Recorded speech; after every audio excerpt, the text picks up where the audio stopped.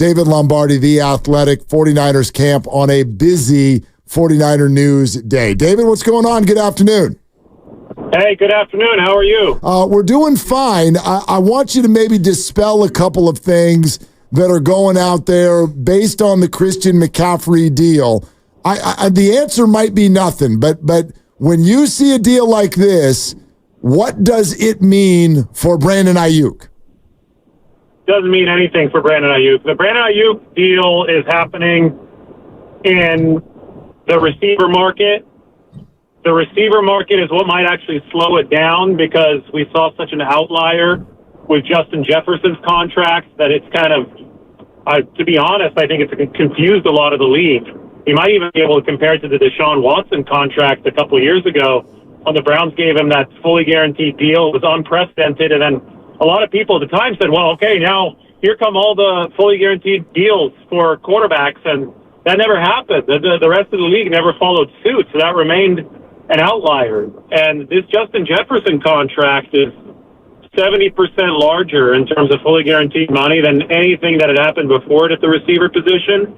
It's a good chance that the league is going to view it as an outlier again, and the first teams to really put to the test regarding that will be the 49ers because they're negotiating with Brandon Aiyuk, and the Cowboys because they're negotiating with CeeDee Lamb. Maybe the Bengals too with Jamar Chase. But anyway, that's the main focus point for the Brandon Aiyuk deal. Christian McCaffrey, the 49ers have had enough space to execute moves before this deal. After this deal, I mean, they actually opened up short-term salary cap space with the Christian McCaffrey contract. The gist of this one is he had $24 million scheduled to come to him over the next 2 seasons. But that money was not guaranteed. And as we know, Christian McCaffrey is one of the best players in the NFL. He wanted some more security. The 49ers said, okay, we'll give you some more security. And the great thing is, if we turn this $24 million into a guarantee, we can actually stretch it out into future years because it prorates against the cap if it's a signing bonus or an option bonus. So the 49ers won too. Christian McCaffrey won in that his contract now becomes guaranteed, the $24 million of it. The 49ers won by virtue of being able to spread that money into the future. And San Francisco also picked up some extra contractual control, 2 more years of Christian McCaffrey under contract. And when you have a Hall of Fame caliber player on your team, making sure he's under contract for a longer period of time is always a good thing. Yeah, especially when he's shown more durability of late than he did certainly in Carolina. I want to ask you again about the Brandon Aiyuk contract and the Justin Jefferson blowing up the ceiling in the wide receiver market. Do you think that Aiyuk is going to look at that contract and try to assimilate toward that number, or does that not have any real bearing on where Brandon Aiyuk is going to land based on his comps being other players? Well, I actually think that Brandon Aiyuk was in that category, that cluster of receivers. I think that he's above the cluster of receivers that had signed over the past couple months. Guys like Nico Collins, because Nico only had one really productive 1,000-yard year under his belt. I think that Brandon Aiyuk is a better player than Amon-Ra St. Brown. And Nico Collins, Amon-Ra St. Brown, Jalen Waddle, all those guys were in the mid-30s as far as fully guaranteed money. We're talking $32 million to about $36 million a year. I'd always viewed Brandon Aiyuk as being somebody who was going to push that $50 million. And the previous high water mark was Tyreek Hill at 52.5. And I thought Brandon Aiyuk might want the high 40s, maybe the low 50s. The thing about the Jefferson deal, he came in and we thought, okay, maybe he'll edge out Tyreek Hill's number. Maybe it'll be $55 million fully guaranteed. No, it was $88.7 million fully guaranteed for Justin Jefferson, and that should illustrate just how big of a jump this is, and why people are thinking this might be an outlier. So if Brandon Aiyuk and CeeDee Lamb do start demanding money that's closer to the Jefferson end of the spectrum than it was to the Tyreek Hill end of the spectrum, that's when you could really see the 49ers and the Cowboys digging in and saying, no, that's an outlier. We don't want to go that far. So to me, right now, the potential recipe for a long standoff is there more than it ever has been, just because of this new deal that's come in. And of course, the receivers are going to want to try to test their luck, at least for a little while before training camp, to see how close the Cowboys and the 49ers are going to come to awarding a contract close to the Justin Jefferson deal. Okay, that's really interesting. David Lombardi, The Athletic, on his way home from Niners camp day one, mandatory camp. Christian McCaffrey, new deal. Brandon Aiyuk officially holding out. David, did the 49ers make a mistake by not getting this done prior to Justin Jefferson? I don't think that's a really fair question to ask, because it's not up to the 49ers unilaterally to get a deal done. It's up to Brandon Ayuk's camp to get a deal done just as much as it is the 49ers. You need two signatures on these things. You need the 49ers signature and you need Brandon Ayuk's signature. And I see no reason for Brandon Aiyuk to have been incentivized to sign a deal before Justin Jefferson, given the buzz around league circles that Justin Jefferson was going to set a new high watermark. So the 49ers could have been trying to get something done, but Brandon Aiyuk and his agent could have just been sitting back and saying, no, wait, we won't sign yet. Let's just wait to see what Justin Jefferson gets. Then we can really talk in earnest. Where they could have set a really high price to just something that the 49ers obviously wouldn't, acquiesce to that early on. So there's so much talk about the 49ers. Should they have gotten something done sooner?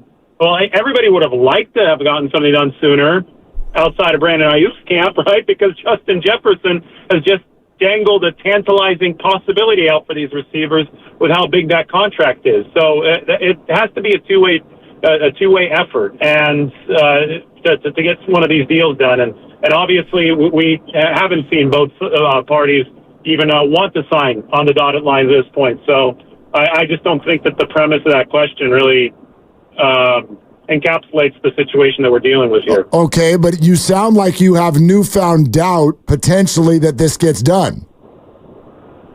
No, I think that it will take. I think that we've set ourselves up for a more prolonged standoff here, because it's more likely that two sides will dig into opposite corners. Now, deadline pressure has always won out in these situations, right? Deadline pressure of either training camp, that the team would like the player there by training camp, so sometimes they'll budge. Maybe the 49ers will budge more in this situation because they've seen over the past 2 years that these contract negotiations with Deebo Samuel and Nick Bosa running up and into training camp, and then in the case of Bosa through training camp, that's been a little damaging to the 49ers. And then there's the deadline pressure of the regular season, and that's more of a deadline on Brandon Aiyuk as well, because then he would start forfeiting money moving into the regular season. So I just think that the chances of something getting done really quickly, sooner rather than later, took a blow, because it's, what happened yesterday is a polarizing event. It's a huge amount of money for the top paid receiver in the game. And of course, receivers who are looking for money are going to gravitate toward that precedent, and they're going to want the teams to accept that precedent as well. And the teams are in no way incentivized to accept that precedent until they actually have to. So you just have two opposing camps right now, but eventually a deal will get done, because both parties eventually will want it to get done. Both parties are incentivized for that to happen. The deadline just isn't here yet. And where would you put that deadline as far as Aiyuk being able to sign and come in and be able to contribute realistically in week one? Well, Nick Bosa signed, 2 or 3 days before week one last. So the deadline is the deadline, and that's week one. That's when paychecks would stop coming to Brandon Aiyuk if he hasn't signed and he hasn't reported yet. So he's due $14.1 million this year, but that money is not going to flow unless he reports. And if he signs a new deal, then the money from the new deal would start flowing in. So that would be, for all intents and purposes, a financial deadline. But like I said, the 49ers might be incentivized to sweeten the pot to get him in a little bit sooner if they're in a win-now situation right now, right? So that they want to get all distractions off their plate. And how much is it worth it for them to have Brandon Aiyuk come in early? Will sweetening the pot by a couple $1 million do the trick? I don't know. I don't think they're anywhere near that kind of point yet, obviously, given yesterday's news. So we'll have to just sit back, wait and see where they're at once this gets closer to that deadline. David Lombardi, The Athletic, on Willard and Dibbs, 95.7 The Game. David, let's talk about Deebo Samuel for a second. We're now just widely under the assumption that Brandon Aiyuk at some point will get paid, and then they will move on from Deebo Samuel after this coming year. Do you see it that way? What are the different possibilities for how it plays out with Deebo? Well, Deebo is under contract for 2 more seasons, and the 49ers just drafted Ricky Pearsall. So that's a receiver on a rookie deal. Now, we have to wait to see how good Ricky Pearsall is. I'll tell you that he's looked really good in practice so far, but that's one thing, and actual games will be another thing. So the 49ers are going to be collecting that intelligence as time goes by. The one thing that nobody knows for sure is how big the cap is going to be in 2025, 2026, and onward. You can make an educated guess, an educated projection. The 49ers' guesses right now, I'll tell you, with all certainty, is that it's going to be going up. That's why they're pushing a lot of this money into the future. They're surfing that wave. And so far, that strategy has worked really well for them. So when you look into the future, you look at what the cap might be in the future, or you project your ballpark amount. You project your future expenditures, especially the ones that you're going to have to make, like Brock Purdy. That's going to be a massive one that the 49ers have to make. And then you look to see, okay, what else can the team fit around those really key A-list expenditures, and yet still fit it underneath the salary cap. If they pay Brandon Aiyuk, that's going to take up another chunk of money. They obviously have another receiver in Ricky Pearsall, who's going to be on a rookie contract, so that's not going to cost a lot. But once Purdy's in the equation, and you have to see, well, how much would be left over for a player like Deebo Samuel? Would you even be able to extend him?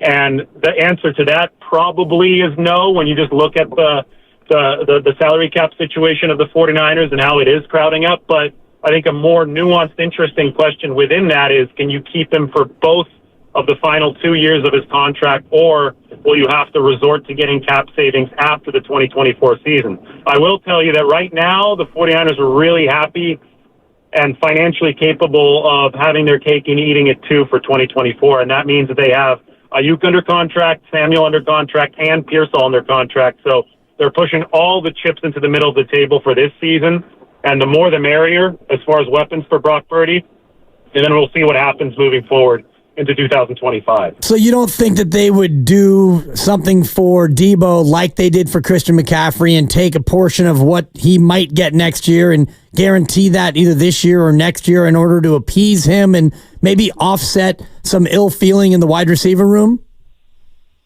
I don't know how much ill feeling there is right now. I don't think Deebo has indicated that there is ill feeling on his part. He's shown up to OTAs.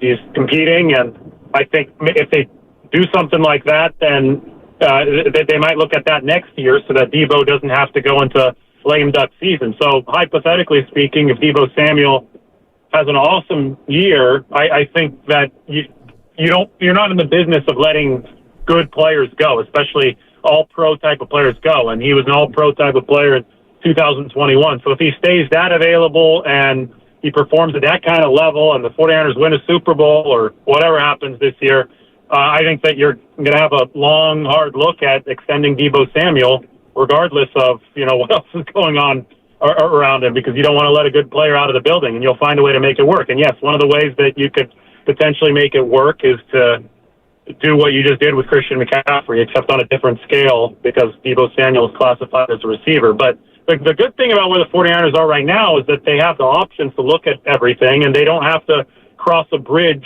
at this moment. They still have him under contract for 2 years. Brandon Aiyuk, theoretically, they don't have to do anything right now. They still have him under contract for this year. Would he be happy playing on the fifth-year option?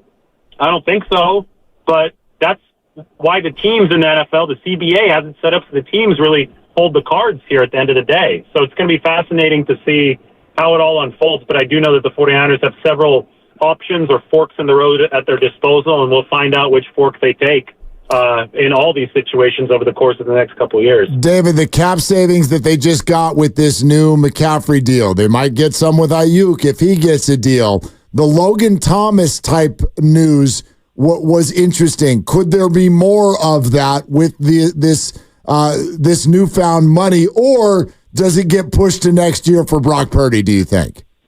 Well, last year, think of it as a zero-interest loan. I think a lot of people are afraid of dead money, and then they'll say, oh, that bill's going to be coming due. Any money that you pay a player, that's going to hit the cap at some point. So the bills always have a due date in the NFL. You look at it relative to the salary cap, though. If the salary cap is going to continue rising, then every dollar that you spend on Christian McCaffrey in 2026 is going to be a smaller percentage of the salary cap than it is in 2024. So, I mean, it just makes sense for the 49ers to maneuver financially in that way because they're essentially is betting on the salary cap continuing to increase. So I think that we can expect the 49ers to continue operating this way. The one key is you just can't have too many expenditures acutely, which I mean, you can't have too many expenditures in one calendar cycle because then all of a sudden you'll overflow over the cap and there aren't enough restructures that you can make to find your way underneath it, and that's when you have to start cutting players. So I think other teams who have kind of followed the same strategy as the 49ers, like the Saints, they haven't done it as deftly. The Rams, they haven't done it as deftly, and the Rams, I know they had a bunch of trades, and they've hit a point where they had to start cutting players left and right to get under the salary cap, and it obviously hurt their team in the short run. I think what the 49ers are doing is they're trying to be a little bit more preemptive about stuff. So look at the Eric Armstead situation.